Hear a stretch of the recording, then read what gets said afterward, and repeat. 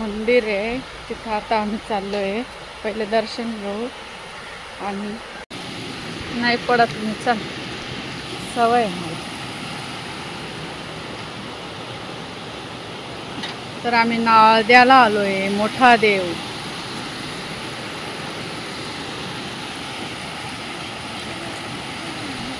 तर इकडे असं हे जंगलात मंदिर आहे आणि नदी क्रॉस करून त्या मंदिरात जावं लागतं.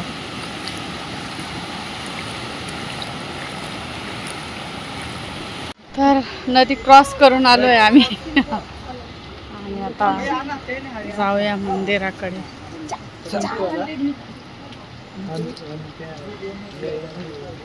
तर इथे ना नवस घेतात आणि नवस पूर्ण पण होतो असं मानलं जातं. म्हणजे होतच. आणि म्हणून आम्ही आता हे नवसाचे कोंबडे बोकड्या नवसाला पावणारा देव.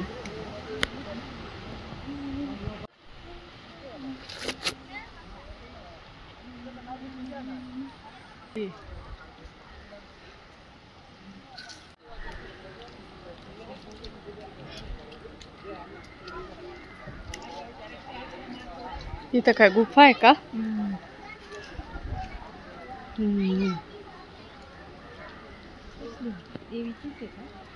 गुफा आहे. तर मी इथे ना खूप वर्षापूर्वी आली होती. 10-1 वर्षापूर्वी 10 किंवा जास्त असेल तेव्हा आली. तेव्हा फक्त हे मंदिर होतं.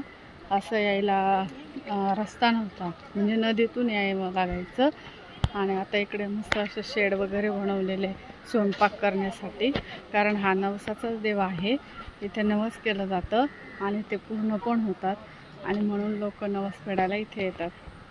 नवस घ्यायला पण येतात. असे शेड बनवलेले आता स्वयंपाकासाठी.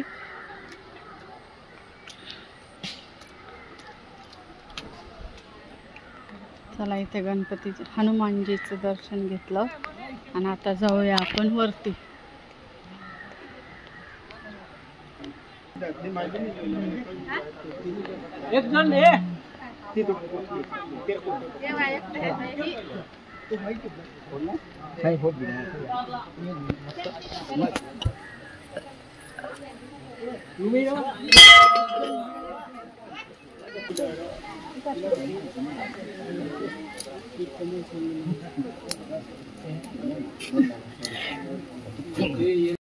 तर आमचं दर्शन वगैरे झालं आणि आता आम्ही गाडीकडे चाललो. भांडे वगैरे काढू आणि मग जंगलात जाऊ. तर पावसाळ्यात असा निसर्ग इथला खूप छान वाटतो. आज तरी थोडी गर्दी कमीच आहे. रविवारी जास्त असते.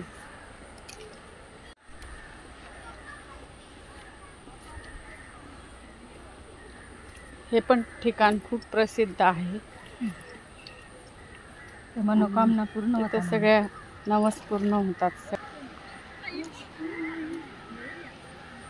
आम्ही आहे ना चप्पल तिकडच काढून ठेवली. कारण चप्पलने सरकण्याची भीती आहे ना, म्हणून समोर चप्पल काढून ठेवली.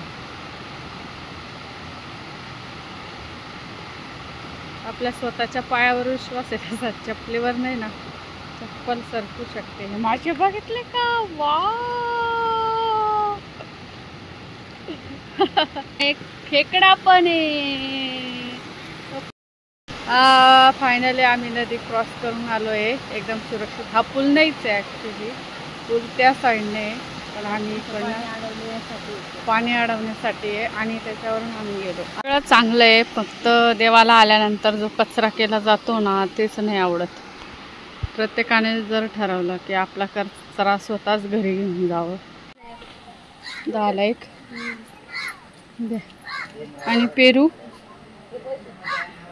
20 रुपये किलो. मी म्हटलं किलो कसं काय. गावठी पेरू आहे ना. जायला पाहिजे. आम्ही आता थोडंसं पुढे जंगलात आलो. म्हणजे तिथपासून सामान घेऊन आलो आणि आता इथे आम्ही स्वयंपाक बनवणार आहोत. तर इथं आल्यानंतर मला खरंच हा प्लेस खूपच आवडतो पहिल्यापासून. कारण तो जंगलात आहे, नदी आहे आणि देवाचं ठिकाण पण आहे आणि खूप छान. पण जेव्हा मी 10 वर्षापूर्वी आली होती तेव्हा इथं वेगळं क्लायमेट होतं जे खूपच सुंदर होतं. आता थोडं सिमेंटीकरण करण्यात आलं, ब्रिज वगैरे बांधला, त्याच्यानंतर बरंचसं काही. पण कचरा जर बघितला तर कचरा तर जास्तच आहे. तर जे माझे व्हिडिओ बघत असतील तर मला एक नम्र विनंती आहे की कोणीही जा तिथे नवस जर फेडायचं असेल, पण कचरा जो आहे तो आपापला कचरा एकतर सोबत घेऊन जा, म्हणजे इथं निसर्ग खराब होणार नाही. आणि प्रत्येकाने जी काळजी घेतली तर कदाचित निसर्गाची हानी होणार नाही आणि भविष्यात अजून 5-10 वर्षानंतर निसर्ग ही टिकून राहील. आणि आता इथे आल्यानंतर आम्ही पहिले ही जागा स्वच्छ करणार आहोत आणि मग स्वयंपाक करणार आहोत. तुम्ही येतात तिथे एका श्रद्धेपोटी येतात, नवस घेतात, या सगळ्या गोष्टी. पण निसर्ग पण एक देवच आहे असं म्हणा, आणि निसर्गाशिवाय काहीच नाही आहे. कारण निसर्ग जर हानी पोचवली तर आपलं पुढे काय होईल हे तुम्हाला सर्वांना ज्ञातच आहे. आणि म्हणून प्रत्येकाला कळकळीची विनंती आहे की इथं आल्यानंतर तुम्ही निसर्गाचा आनंद घ्या. इथं श्रद्धेपोटी सगळेजण येतात आणि स्वच्छताही तेवढीच करून जा, म्हणजे निदान स्वतःचा कचरा तरी स्वतः आवरून जा, अशीच माझी सर्वांना कळकळीची विनंती आहे. तर आता इकडनं बहिणीने नदीवरून छानपैकी, आणि इथल्या नदीचं पाणी आहे ना ते डोंगरातून येतं, त्याच्यामुळे ते स्वच्छ राहतं, खडकाचं पाणी असतं. हे पाणी आणलं आणि इथं थोडासा कचरा आम्ही इथे साफ केला आहे. आता हा कचरा आम्ही तर जाळून देणार. आता हा आम्ही नाही केलेला, अगोदरच्यांनी ज्यांनी केलेला आहे तो कचरा आहे. आणि ते असेच पसरवून जातात हे असे. तर असं नाही केलं पाहिजे. आपलं जे देवाचं ठिकाण आहे ते टिकून ठेवलं पाहिजे, स्वच्छता तिथं राखली पाहिजे, म्हणजे निसर्गही टिकून राहील. आता बघता ना तुम्ही किती छान वाटतं. अजून पुढच्या कदाचित 5 वर्षात जर असाच कचरा होत राहिला तर मला नाही वाटत हा निसर्ग असा टिकून राहील. तर मी झाडू वगैरे आम्ही तर आणलेलं नाही, पण मी आता काठीने कचरा स्वच्छ करणार आहे. हे बघा, छोटीशी दीदी पण कचरा साफ करणार आहे आता आमची.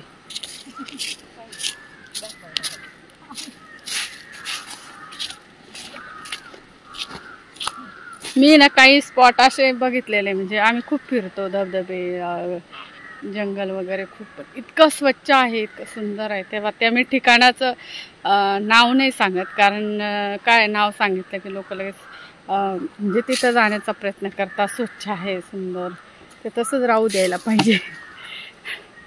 आणि त्याच्यामुळं काही ठिकाण मला खूप आवडतात, ते मी अजिबात सांगत नाही की तिथं जा, स्वच्छ आहे, सुंदर आहे, अजिबातच नाही.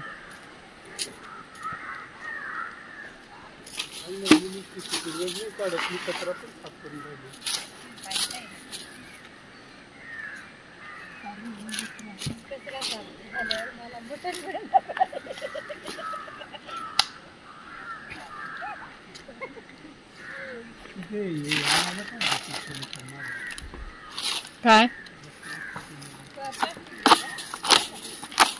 प्लास्टिकची पिशवी. आता बघा, हे लोक जेवण करून गेले, कचरा तशीच टाकून गेले.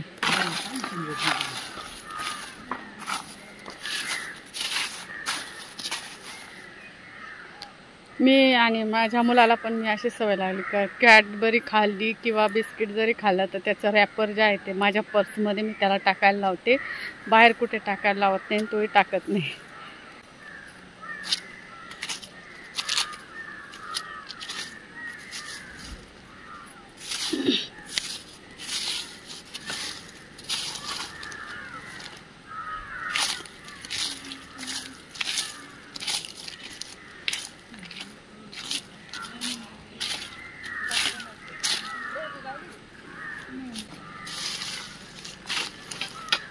आता कचरा पेटल रे, नाही ना, थोड्या वेळाने ना पेटू आपण त्याला. प्लास्टिकचं आहे ना लवकर विघटन होत नाही, आणि त्याच्यामुळे सरकारने प्लास्टिकला बंदी आणलेली आहे. तर का आणलेली आहे? कारण त्याचं विघटन लवकर होत नाही आणि त्याचं पोल्युशन वाढतं.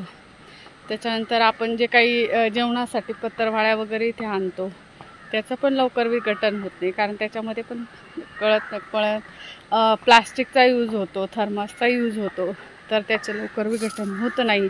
आणि हा जर जाळला तर त्याचं हवेत प्रदूषण होतं, म्हणजे तिकडून पण एक हे होतं. त्याच्यामुळे शक्यतो पत्तरवाळ्या जरी आणल्या तर मग तुम्ही घरी घेऊन जा आणि घंटागाडीमध्ये टाका. मी तर हेच सजेशन करेल. किंवा इथं मस्त मोठे मोठे असे सागाचे झाडं आहेत. ते सागाचे पानं जरी खुडून आणले आणि त्याच्यावर जेवण केलं तर कचरा होणार नाही.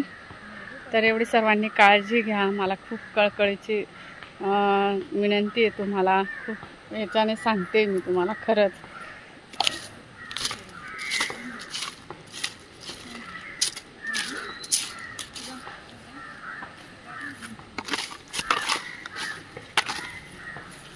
निसर्गात जा, त्याचा आनंद पण घ्या आणि तिथे स्वच्छताही पाळा. तर आमचा हा एरिया आता मस्तपैकी स्वच्छ झालेला आहे. मी तुम्हाला दाखवते. बघा, आता बऱ्यापैकी आम्ही स्वच्छ केला हा परिसर आणि इथे आता आम्ही स्वयंपाक करणार आहोत. ठिकठिकाणी शेड पण आहे, पण तिथे आज गर्दी ना, त्याच्यामुळे मग तिथे न जाता आम्ही इकडे आलो या साईडला आणि इथे बघा जागाही स्वच्छ करून दिली. आता इथे आम्ही स्वयंपाक झाला, जेवण झालं की आम्ही ही जागा स्वच्छ करूनच जाणार आहोत.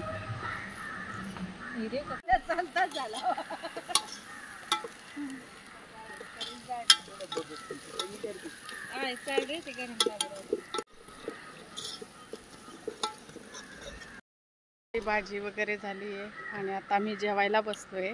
पावसाचं वातावरण पण झालंय. आता वाजले 3:30. तर अशी प्लेट आम्ही तयार केलेली आहे. तो बसला तुझं दाखवला. मस्त पंगत बसलेली आहे. पंगत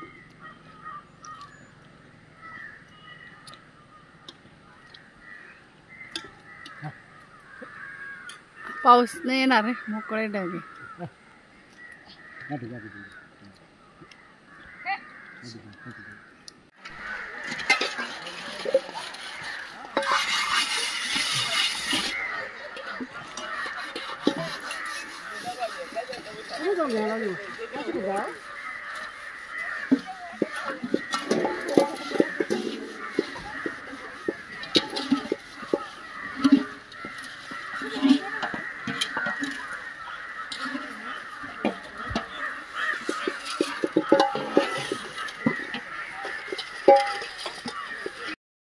तर आमचं खाणंपिणं झालं आणि निघालो आता घरी जायला. तर आजचा तुम्हाला व्लॉग आवडला असेल तर लाईक करा, शेअर करा, नवीन असेल तर सबस्क्राईब करा. भेटूया पुढच्या ब्लॉगमध्ये. तोपर्यंत बाय बाय, सी यू.